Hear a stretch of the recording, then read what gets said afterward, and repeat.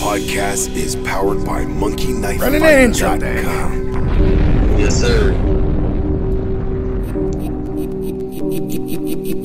Eureka. Hey, We make plays every day. it's the first for everything. We make plays every day. Just like We debut. make plays You know what I'm every saying? day. Woo! We make plays every day. Every day. We make plays Things every like this day. can occur in the field.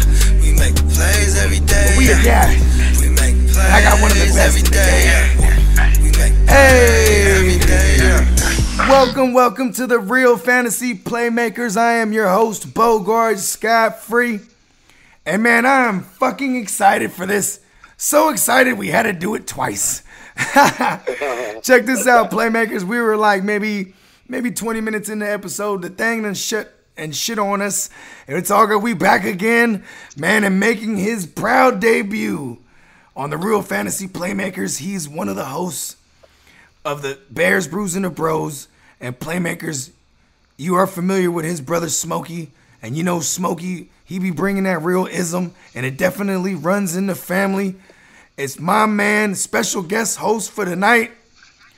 Like I said, one of the hosts of the Bears, Brews, and the Bros podcast. Fantasy football sweetness. What's happening? What's happening, y'all? What's happening, bro? Hey, we back. You know what I'm saying? We back, man. That was tough, but we back. We back, Yeah. we better. You know what I'm saying? We're going to touch on a couple things, you know what I'm saying, on this episode. You know what I'm saying? Like I said, he is host of the Bears, Brews, and the Bros podcast. He's a diehard Chicago Bears fan, but he also has an affinity for the Raiders and the Patriots. So we're gonna pick his brain a little bit about those two teams. And you know what I'm saying? We're also going to, get a little origin story going on about Sweetness himself. Before we do all that, we're going to handle some quick housekeeping. Go ahead and follow me at the GMM Network on both IG and Twitter. Go ahead and follow me also on IG at Bogart Scott Free World. Also, be sure to subscribe to the GMM Network on YouTube. Hit that like button, notification, all that shit, etc. Also, check us out and subscribe to the Run Boys Fantasy Network on YouTube. Check me out there every Friday night live with the Run Boys After Dark, 6 p.m. PT, 9 p.m. Eastern. Shout out to the gang. Also, check us out at runboys.com. That's RUMBOYZ.com for all the latest and greatest articles. We're covering all sports. Baseball's back, basketball a couple days away, football around the corner. Dial it all up. You know what I'm saying? Also, click that pirate ship for, you know what I'm saying? And it'll show you to our store. And go ahead and purchase you some apparel, some drippy swag, you know what I'm talking about. And I also want to shout out our sponsor, Milk and Honey TX. For all your CBD wellness and all your CBD goodness, visit milkandhoneytx.com. And you heard it in the beginning of this episode. This podcast is powered by monkeyknifefight.com. Go ahead, head on over to monkeyknifefight.com. With your first deposit, we'll match you all the way up to $50 using promo code GMM. For all you daily fantasy sports nuts like myself, like I said, baseball's back, basketball's around a couple days away, football's around the corner, big old UFC event coming in this August.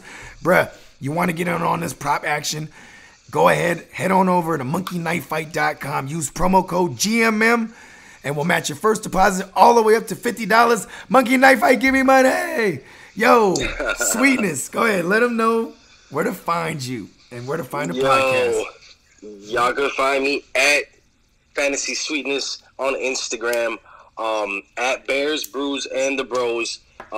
As far as following the Bros, you can follow them at Bears, Brews, and the Bros as well. All of our handles are there. So yeah, man, on IG at Fantasy Sweetness. Fuck with me, man. We got a lot of heat coming. We're just getting started. I'm definitely just getting my feet wet here, so I got a lot of heat coming up, a lot of collabs coming up, but for now we're going to take care of this.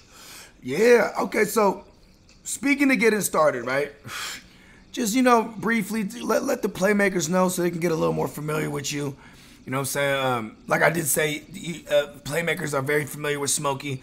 We're glad to bring, you are the first a member of the Bros, aside from him, to grace the Real Fantasy Playmakers. Appreciate you for that. You know what I'm saying? Hell of a debut. So nice doing it twice. You know what I'm talking about? And Yeah. But yeah, just go ahead and let us know a little bit about yourself and then how you got this thing started. For sure, man. All love. Shout out to the Playmakers for having me on, by the way. Oh, for sure. So yeah, I'm born and raised in Chi-Town, Chicago. Chirac.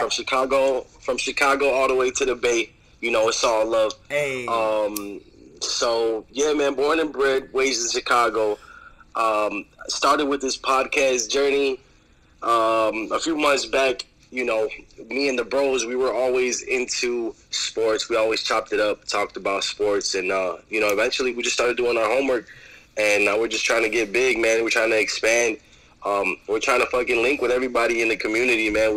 It's all love, like I said, man. We're just trying to do our thing, man. We're a super lax group of guys, just trying to get some good info out there to help y'all get this money. So, that's where we at. Yeah, man, and it's crazy too, cause you know what I'm saying. We are in the works of bringing the rest of the bros on, Playmakers. We're gonna do individual features on shout out to Renegade and shout out to Doc PLC. Doc, I'm telling you on my shit list right now, Doc. You know what I'm saying? Doc, straight up, Doc man. wants Shout that out smoke, Renegade. Doc. I got you, Doc. You want all the Shout smoke, out Doc, man. Yeah. Shout out to the Doc. But yeah, and you know what I'm saying? Like, okay, so what was that conversation like? You know what I mean? Like, I know Smokey kind of told me a little bit about how he approached y'all about it, but just go ahead and briefly walk me through that. Yeah, Smoke and Jay, we would talk about fantasy football all the time and sports in general, man. Like, we are a fantasy football based show, but we dive into a lot of other shit. I'm big on baseball, basketball. Football is my first love, so there's nothing that could ever be better than that in my eyes. But so yeah, man, Smoking just came out of nowhere one day and was like, man, we're already doing all this intel on football, fantasy football specifically. Why don't we just put it out there to the public and see if we can hit? So yeah, at this point we started making a little noise in the community, getting to know different pages and people. Yeah. So that's where we're at, man. Like I said, we're just getting started. But Smoke and Jay brought it to me and the bros about the podcast. It's a fantasy football based podcast, and it's also a Chicago Bears based podcast. So we're just trying to do our thing. Like I said, man, we're getting good. We're getting the ball rolling. So yeah, and I will say this too. You know what I'm saying? Like I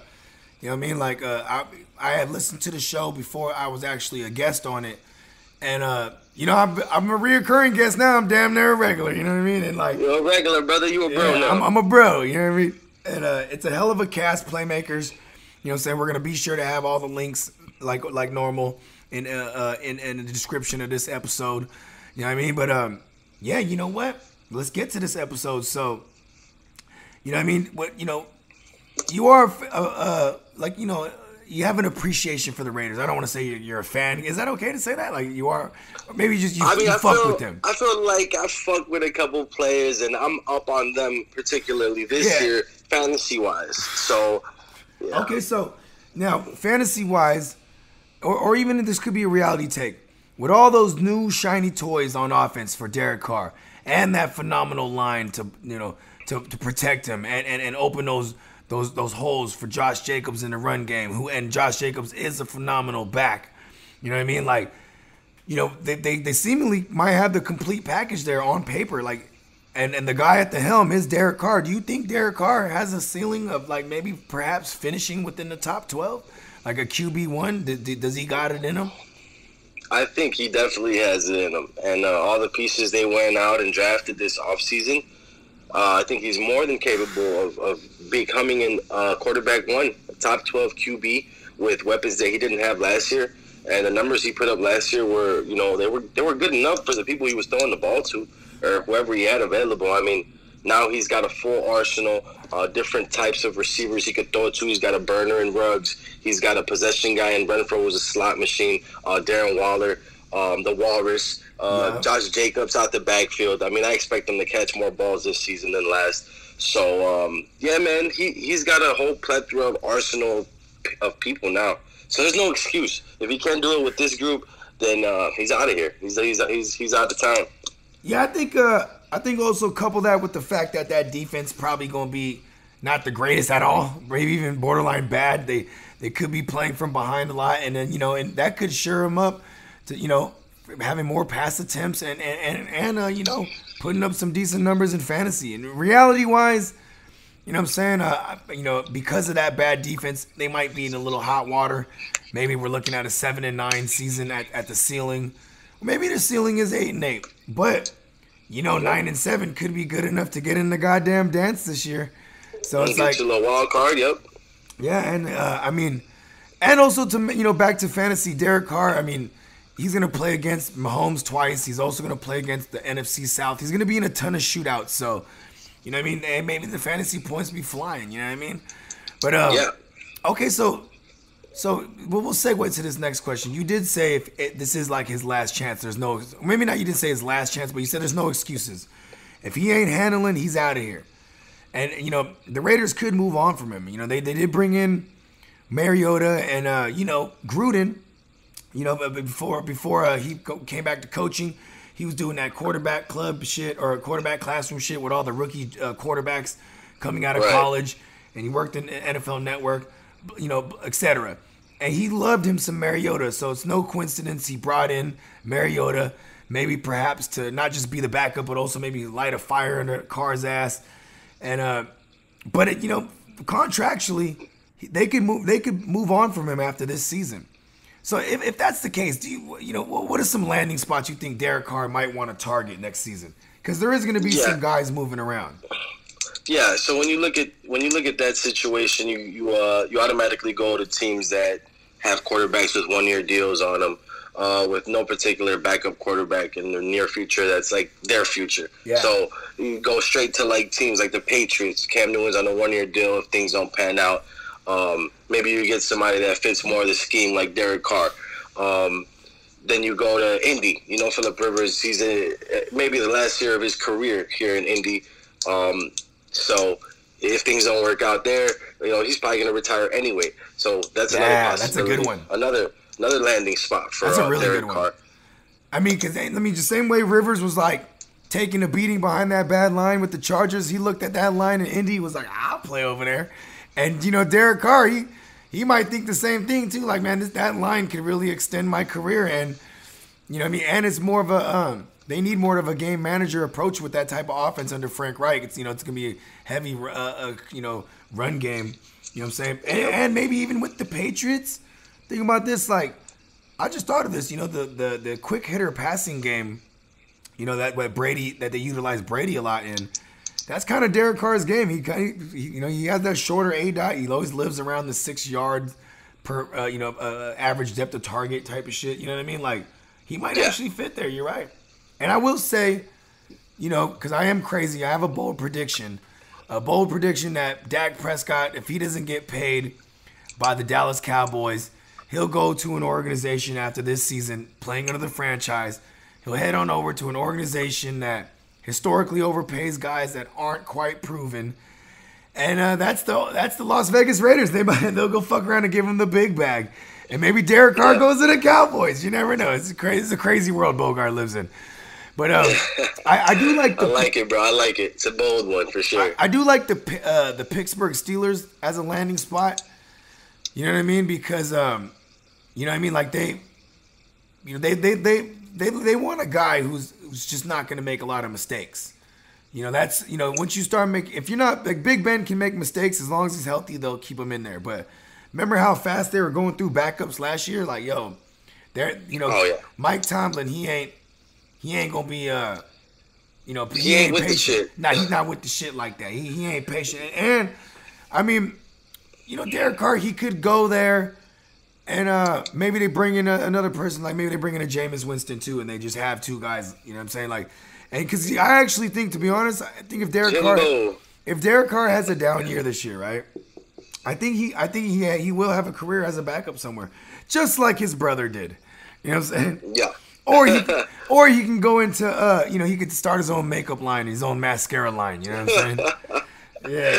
Okay. Well, to your point though, with Pittsburgh and their not being able to be patient with these guys making mistakes, if you look at his stats last year, DC, Derek Carr, he was phenomenal as far as taking care of the ball. He had like a 3-to-1 ratio. Oh yeah. And he didn't make many mistakes with a shortage of people to throw the ball to.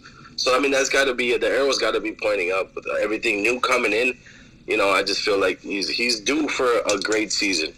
The one thing that'll trump the fuck out of Derek Carr is goddamn the offensive coordinator Greg Roman.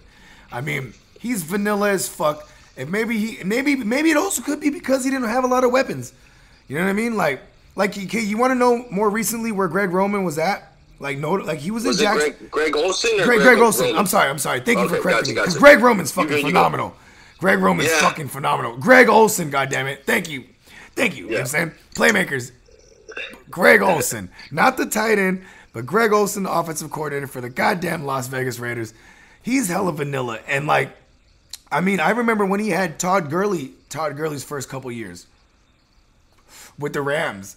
And, you know, they had Kenny Britt and, like, Case Keenum. And, like, it was just, like, all they do is run, try to play action. You know what I mean? Like, but also, if you think about it, maybe they didn't have a lot of weaponry. You know what I mean? And now maybe in this case, they do have a ton of shiny new weapons with all the rookies. And then, you know, Waller and Josh Jacobs establishing the run.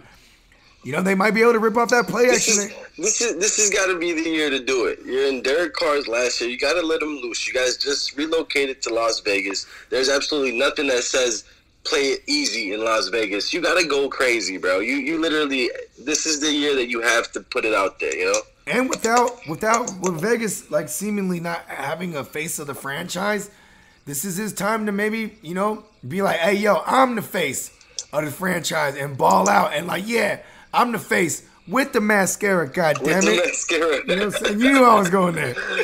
Yeah. Okay, well, like shit. That. You're right, man. This is the last chance, you know what I'm saying? And now, speaking of last chance, or maybe even just chances at all, like, we'll segue to the next one where New England gave Cam Newton a chance. And New England did New England things by getting him for cheap, just for the millie. You know what I mean? To make Cam Newton have to prove himself coming off of multiple injuries. And I will say this, you know, with Josh McDaniels there being able to when he was the head coach of the Broncos, being able to make Tim Tebow a thing and get into the playoffs with Tebow. Or even the one start that Jacoby Brissett had where he was the only black quarterback in Patriots history to start. It was on a Thursday night when Brady was suspended against the Texans. And they opened up that mobile QB playbook that he got in the back pocket. And Brissett, the grilled beef brisket himself, a.k.a. the meat slab, was running all over the place. He even ran one in. You know what I'm saying? And, like, that mobile QB playbook's right there for Superman and for the taking. And so now with all that said, you know, who are some skill position guys we think that stand to benefit? So, I mean, I'm going to start off with Julian Edelman because he seems to be the safety valve for anybody that's behind center for the Patriots. So I could see him finishing as a wide receiver 3, a wide receiver 2 on certain weeks. But I don't see him doing anything explosive. I mean, he's not the burner that you would have like a DJ Moore or Curtis Samuel when he was playing with the Panthers as far as Cam Newton goes. But he is reliable. He's going to do, he's going to be efficient as far as wide receiver 3 goes or, low-end wide receiver 2. I like him in that range, too. Yeah. So I think James White is going to be the biggest beneficiary of anything that Cam Newton does because of the simple fact that he's done it before. Yeah, he's done it before with C-Mac. He's had great years with C-Mac, and like you had mentioned earlier, he learned how to play the dump-off game, and you know that the Patriots are going to try to keep Cam Newton healthy. They have a championship caliber defense.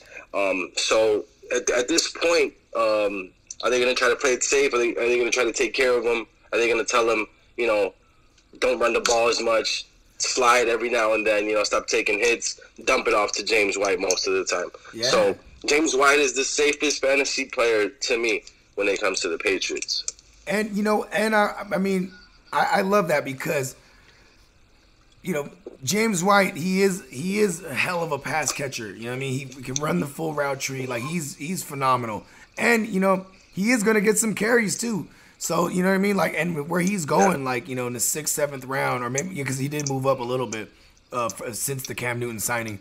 I mean, I love him as an RB4 because, you know, I'm going RB heavy these days, especially this year, where, like, yo, if I could get James White as, like, a, you know, a guy I have on the bench even, I'm loving that. Or even as a flex play, I'm really loving that. And as far as, like, dart throws go, I've been taking some dart throws at, you know, in double-digit rounds at N'Keal Harry because, you know, N'Keal Harry, you know, we have seen Cam Newton in the past, like, you know, target big body, not big body guys, but, yes, big body guys, but in this case, N'Keal Harry isn't quite a big body guy, but he's a big target. You know what I mean? He's like a punches type body. Exactly. You know? Exactly. Like a slimmer tight end type of build. Yeah. But at the receiver position. And, like, you know what I mean? He does have a big arm. Oh, he's super solid. N'Keal Harry's super solid as an athlete, yeah. Yeah, and, like, you know, and playmakers, you know, it's okay to take a dart throw on him because if that pans out, you got yourself something. If it doesn't, you could throw him back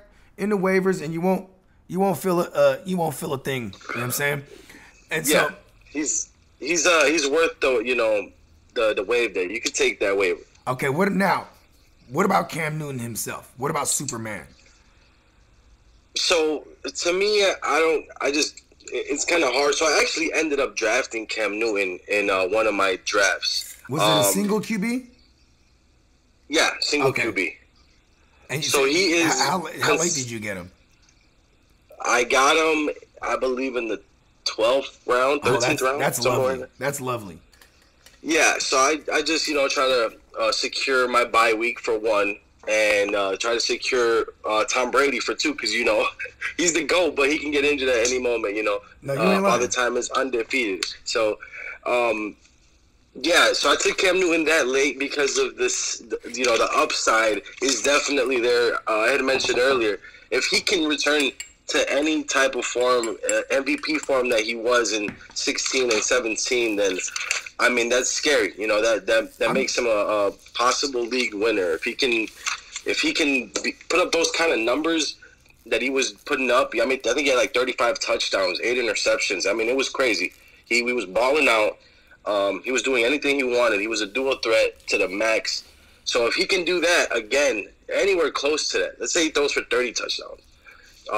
You know, the sky's the limit with a guy like Josh McDaniels, man. We're gonna see the best version of Cam Newton if they let him go. If they keep the cuffs on him, it's gonna be really hard to start him in any week because his floor is not gonna be good enough to win you weeks. And, like, here's the thing too with Cam is, like, they got him, you know, on a prove-it deal, so they could just let him run wild. You know what I mean? Like, they have no quarrels of running him into the dirt. You know what I mean? Like, you know, figuratively and metaphorically. You know what I'm saying? Yeah. But yeah, man. I mean, here's the thing too. I actually happen to have drafted Cam Newton as well in one of my super flex leagues because I was trying to, like, play the waiting game too long. And then, you know, I like to follow my rankings. I have him finishing at 12 at the back end of the QB1s. And, like, so I was really happy to get him. A lot of people in the league I was in, they were questioning it. But I think it's just because of the unknown. And, like, when Cam Newton is healthy, and granted, this is always with the Panthers, but he's never finished less than a top 4 in fantasy. So, I mean, bro, if he could finish, you know, within the top 12, then I'm not mad at it. You know what I'm saying? Like, just give me some steady numbers. Give me some, you know, some little bit of that rushing. You know what I mean? And he's for sure he's going to call his own number on the goal line. Like, you know, there's no way he's not doing that. And you know what's crazy, too, is he's one of those guys that's never lost to Bill Belichick. So Bill Belichick actually has respect for him as a football player. And if you look at all the people that have been kicking Bill Belichick's defense's ass over the years, it's been like guys like Russell Wilson, you know, over the years, or even in recent history, in last season, Mahomes, goddamn, Lamar Jackson, Deshaun Watson. There's all the mobile QBs are getting in his ass. And, like, so this is essentially Bill Belichick fighting fire with fire. You know what I'm saying? Oh, yeah. Just like a Bill Belichick would. Yeah. You know what I'm saying? You know, and then if all else fails, he just cheat. You know what I'm saying? Oh, come on. Yeah, no, hey, I love it. Hey, we lie, we cheat, we steal. You know what I mean? Shout out to the Guerreros. You know what I'm saying? But yeah, so man, like I said, fighting fire with fire is something he had to do, and that is kind of a perfect segue because the reason Belichick is fighting fire with fire is because there's been a split, and we all know Tom Brady. You know what I'm saying? Darth Vader himself. He went on. Yeah, the GOAT. He went on over to maybe not greener pastures, but newer pastures. You know what I'm saying? He's in another part of the galaxy while the evil emperor himself, he has a new apprentice, a new evil lord. You know what I'm saying? The swaggiest of them all. A man who's borderline arrogant, super confident enough to be like, I'll fill Tom Brady's shoes. You know what? Actually, fuck those Uggs. You know what I mean? Tom Brady who? You know what I'm saying? And so now here's a question. It's kind of like the chicken or the egg. You know what I'm saying? Like, what came first? Or in this case, who you think will flourish without the other, right? So you got Coach BB, the evil emperor himself with Superman, and you got Brady with the Bucks.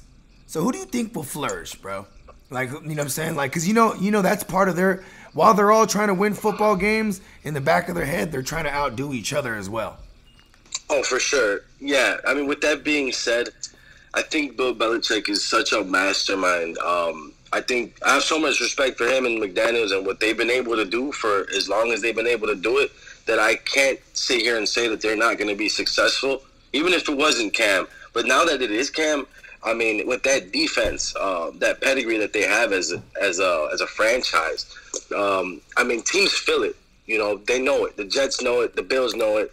The Dolphins definitely know it. So I just think that the situation in their particular division still puts them at the top of the division. I don't think Buffalo's good enough. I think they're good enough for a wild card. I don't think they're good enough to win the division. Yeah.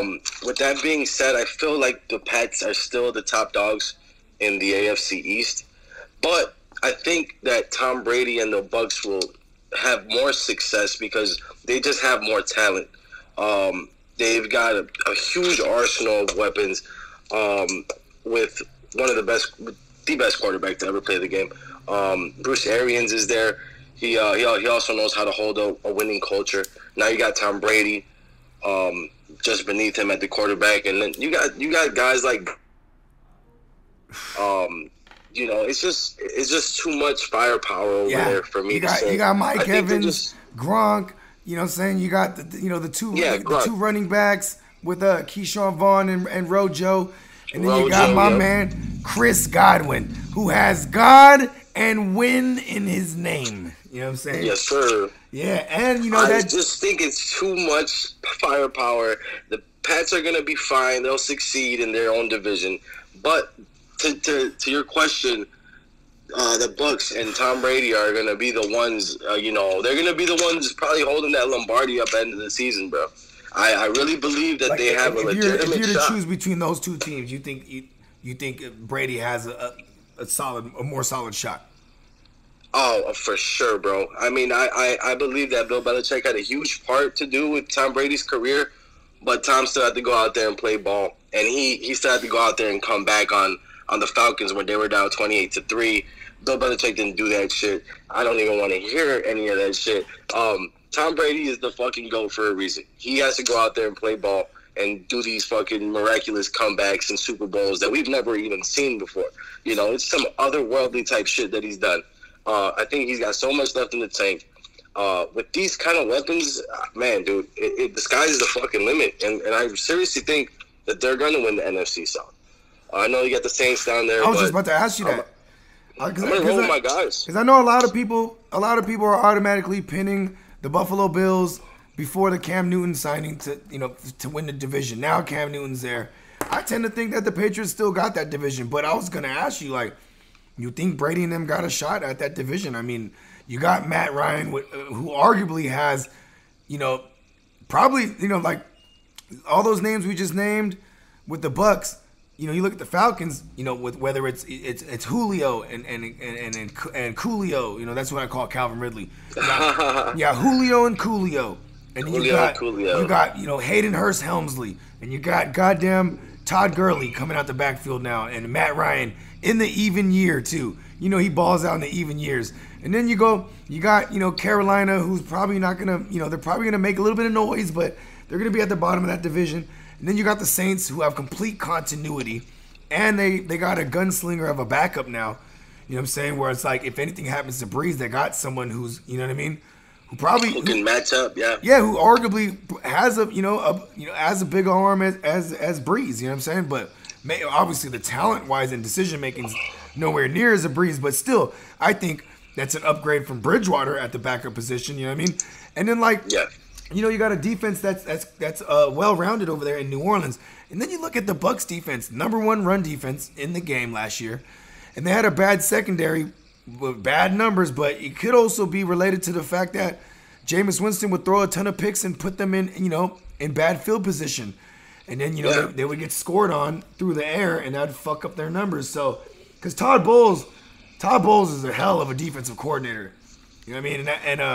And I actually was thinking that they were going to try to make a play for Jamal Adams, because he was actually the one who drafted Jamal Adams when he was with the Jets. But we all see Jamal Adams went to the goddamn Seahawks. But anyways. Shout out Smoking Jay. I know he was happy. He was trolling me yesterday too. He's like, you know what I'm saying? Hey, the Seahawks, bro. Because I know that's that's one of his honorary teams too. And I'm not mad at that. I love Russell Wilson as much as I hate him. You know what I'm saying? Just a respectable dude, man. Exactly. That dude's awesome, bro. Fellow Sagittarius too. His birthday's actually the day before mine. There you go. Yeah. You know what I'm saying? But anyways, so yeah, I agree, man. I agree. Tom Brady and them will probably have more success, like winning, as far as their wins go, because, I mean, bro, when it comes to the Buffalo Bills, that defense, I think that defense is all around better than New England's. You know what I'm saying? And it's gonna be a bloodbath for that division. I'm still gonna have to lean towards the Patriots winning that division, just because the Jets and the Dolphins, and maybe they split at worst. They split with the Bills, but I still see them sweeping that division, bro. Like, it's crazy. I don't know. And then it's just going to be a hell of an entertaining division in the NFC South to watch this season. We actually get to start off the year with a bang with Breeze, Brady, you know what I mean? And then we get to see it again later on in the season. It's going to be awesome. Yeah, it's gonna be lit. You know what I'm saying? All right. So check this out. To your point too, when you were talking about the fact that Jameis, he would put them in these horrible positions all year. I mean, we know Tom Brady's not gonna do that. We just know it. Your defense is not only gonna play better because of that, but they're gonna play better because you're playing on the other side of the ball. It's the fucking GOAT, bro. It's like an infectious thing. When they got Tom Brady, it changed everything from the office to the players. I really feel like it's an infectious thing. When you get a guy of that caliber coming into your locker room, it changes the whole dynamic. It really does. And he's a guy who could tell all these motherfuckers, like, listen, ain't none of y'all been in the playoffs except for maybe like a couple of y'all. But check this out. This is how we do this thing. This is how we do this winning thing. This thing called winning. You know what I'm saying? Everybody line up. Go ahead, we're going to give y'all each a scoop of avocado ice cream, and then we're going to get the winning. You know what I'm saying? And ain't no cutting in lines neither, fellas. You know what I'm saying? Because we all know that there's something in that avocado ice cream. I don't know what it is. There's something in it. You know what I mean? He just stays winning. Yes, sir. You know what I'm saying? But yeah, okay, so, and you know what I think is fun too? I think we're going to see a badass version of Tom Brady. A motherfucker who don't really got to keep his mouth shut. You know what I'm saying? We might see remember when The Undertaker became like the American badass? He was riding the Harleys and shit. Yeah, he really didn't go shit. Yeah, you know what I'm saying? We might see Brady you know what I mean? Like, listen, you know what I mean? He's coming through, shades on. You feel me? Fucking, he might get some neck tattoos. You never know, you know what I'm saying? Yeah, coming out with fucking Versace and shit. Yeah, you feel me? You know what I'm saying? He might have some leopard print Uggs this time around. You know what I'm saying? Spice it up a little bit. You feel me? But yeah, okay, so we're going to go on to this last segment, right? And it's just because I know you have an affinity for Jarvis Landry. And obviously, man. This time next week, I'm bringing on a fellow host of the Bears, Brews, and the Bros podcast. Our man, the Renegade, a.k.a. I call him Greatness. Shout out Renegade, baby. Yeah, shout out to the Renegade. And so, I know he's really big on OBJ. And I know you guys have debated this, but so this is kind of a no-brainer when I asked you this question, but will Jarvis Landry, or maybe start with can and will, how about that? Can and will Juice outproduce OBJ? Well, there's a reason I just traded OBJ to the Renegade. Shout out Renegade. I just traded him the number 2 receiver in Cleveland. I kept Jarvis Landry. I actually drafted OBJ and Jarvis Landry. Okay, well, real quick question. Side note: what did you bring back for OBJ? So my tight end at the moment was Gronk. I ended up trading OBJ for Mark Andrews. Heads up. I love that. That's a hell of a trade. Because now you get you have Gronk as a backup. Because Gronk will be good to plug and play on a bye week. You know what I mean? Yeah. And if Gronk does start to ball out, you know what I mean? And Andrews doesn't work out, right? You could still move Mark Andrews on name value because he's a part of that Ravens offense. You know what I mean? That's polarizing to people. Or Gronk starts to ball out and Mark Andrews is steady for you. You could sell Gronk at a high price. You know what I'm saying? Because I've got a lot of ideas running through my mind, bro, about what the possibilities are, Well, because you know what? Good. I am a guy, I hold 2 tight ends. Like in this case, I didn't go early tight end in one of the I drafted for 2 leagues. One of them I got Kittle. And you know what I'm saying? Just because. And then the other one I went ahead and I got Hayden Hurst and then Jonnu Smith because Hayden Hurst is me swinging for the fences. Jonnu Smith, someone I already think is showing improving, and like he can only improve. And like if Hayden Hurst flashes like I think he's going to, because in that Dirk Cutter system, that tight end position demands like 21% of the target market share. I know I love Hayden Hurst Helmsley. And like, I'm gonna be able to have trade bait eventually after the bye week, and I don't need 2 of them. I'll be able to move one of them. You know what I'm saying? And that's a strategy, playmakers. You definitely want to know, because tight ends are very importante. Very importante. You got to take in mind. Hurst was drafted as a first rounder. Mm-hmm. Mark Andrews went and took over the job over there. Now you got Hurst in Atlanta, where Austin Hooper, he had a career year, and I don't even think Hooper's as talented as Hurst. So if you look at the numbers, I think Hooper has better hands. But when it comes to athleticism, all the way around, that's Hayden Hurst Helmsley. Yeah, I think he has some of the highest rated yak as far as tight ends go. He plays after the catch. He's a speedster as far as the tight end position goes. I mean, I can remember in the past 2 years he had so many like 50-plus yard house calls because he would just. Okay, so now check this out. So speaking of Austin Hooper, and now he's over there in Cleveland with Kevin Stefanski, where they're gonna turn up the ratio of running 12 personnel. So that'll have 2 tight ends in the slots. You know what I'm saying? Like, and Jarvis Landry might get pushed out wide. Like, do you worry about that at all? I do to a certain extent. I just feel like Landry's. I just feel like he's too talented. I think he can produce on the outside. I think he could produce in the slot. It does worry me a little bit because it might take away anywhere from 5 to 10 targets, but I don't worry about it. At the end of the day, I feel like he's still going to draw the weaker coverage because you got OBJ always. That the defensive coordinators are always going to put number 1 coverage on him.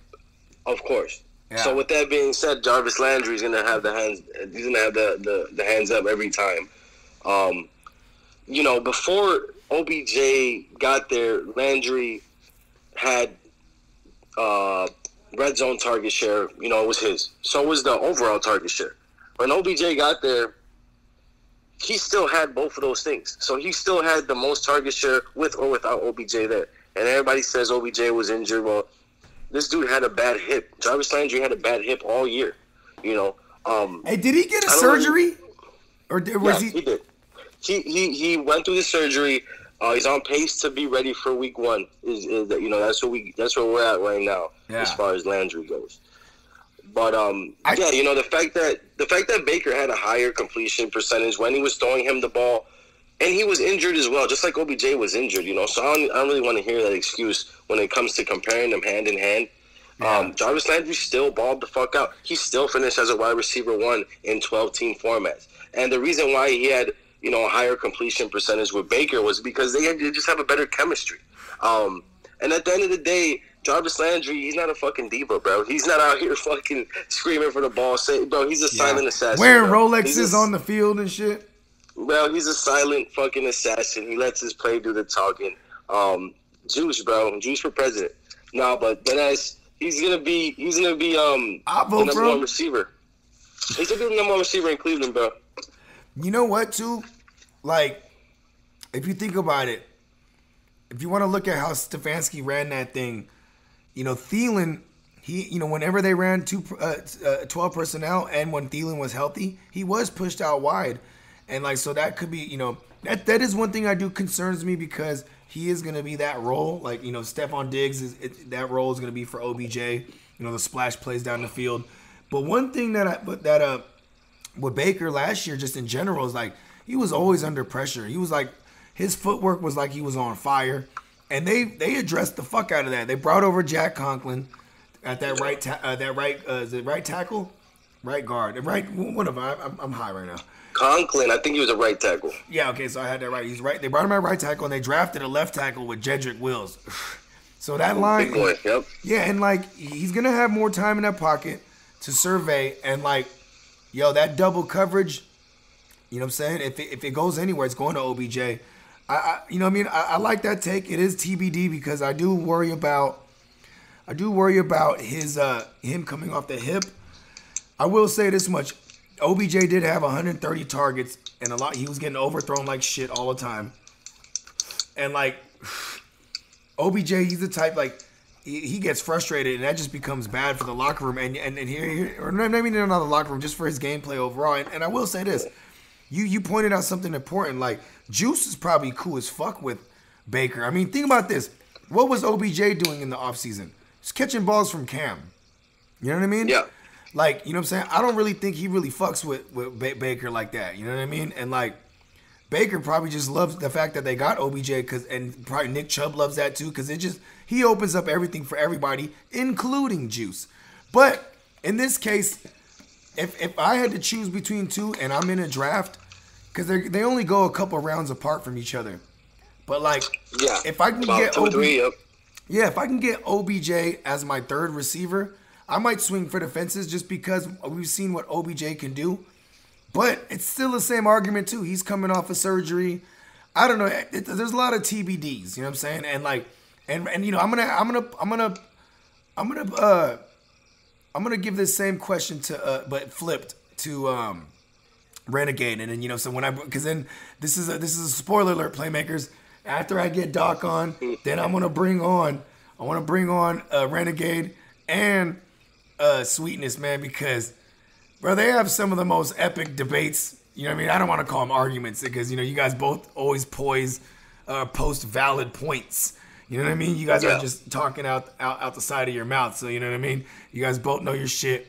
And this is it's one of those secret little wars I'm gonna watch all year long. It's just who, you know what I mean? The Jarvis Landry versus OBJ shit. You know what I mean? Yeah, put that on the board. Yeah, oh yeah, it's already circled on the whiteboard. You know what I mean? So I won't forget it. But yeah, man, you know what's crazy? So Playmakers, we kind of touched on it a little bit. We went through like the first 3 topics, and then something happened with the connection. It cut off. So we started the show over. But man, it was like, it's so funny because it was almost like you're like, I know we're both Sagittariuses, and tell me it was like word for word basically. We would smack through that whole thing like even more efficient. You know what I mean? Yeah, I actually think it was just a bit more efficient, and it was awesome, bro. The second take was better.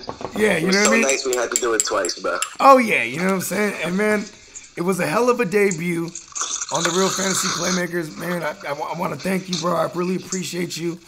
And before we sign this thing out, go ahead and, you know, let us know a little bit about what the Bears, Brews, and the Bros podcast, you know, has coming, what they should look, you know, the Playmakers should look out for, because it is something they need to subscribe to. And yeah, just let them know what you guys got in the works. You know what I'm saying? What to expect. Yeah, man. So I mean, as Bears, Brews, and the Bros, we like to mix it up a lot. You know, it's not just a Bears show. We got a lot of hot takes and bold predictions that you guys definitely have to go check out. But I mean, we got to keep it Bears as well. So you know, we do have season overlooks and how we feel the season's gonna trickle down. You know, we definitely shit on Trubisky a lot because fuck Trubisky, but this is accurate. The way it is, bro. This is accurate. I was actually on. Look out for the latest episode they're about to drop, or maybe in the next. It'll drop in the next couple weeks. But you know what I'm saying? You know your boy Bogard, Scott Free on there. I'm definitely shitting on Trubisky with him. You know what I mean? Yeah, I mean he made his own bed. Now he's got to lay in that motherfucker. But like I said, man, we cover everything Bears. We cover everything fantasy football.